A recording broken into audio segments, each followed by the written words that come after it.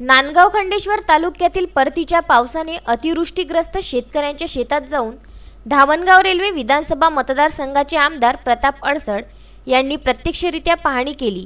यावेळी शेतकऱ्यांनी सडलेले सोयाबीनचे झाडे आमदारांना दाखवून आपल्या व्यथा त्यांच्यासमोर मांडल्या व शासनाकडून आर्थिक मदतीची मागणी केली। नांदगाव खंडेश्वर तालुक्यामध्ये परतीच्या पावसाने शेतकऱ्यांचे प्रचंड प्रमाणात नुकसान झाले असून सोयाबीनच्या उभ्या पिकांना कोंबी फुटली आहे, तर सोंगून पडलेले पीक पूर्णतः सडल्याने तालुक्यातील शेतकऱ्यांची अवस्था फार दयनीय झाल्याची व्यथा अनेक शेतकऱ्यांनी यावेळी आमदार प्रताप अडसड यांच्यासमोर मांडली। सोयाबीन, कापूस, मका व ज्वारी यापैकी कोणतेही पीक शेतकऱ्यांच्या हातात नसल्याचे शेतकऱ्यांनी आमदार अडसड यांना सांगितले।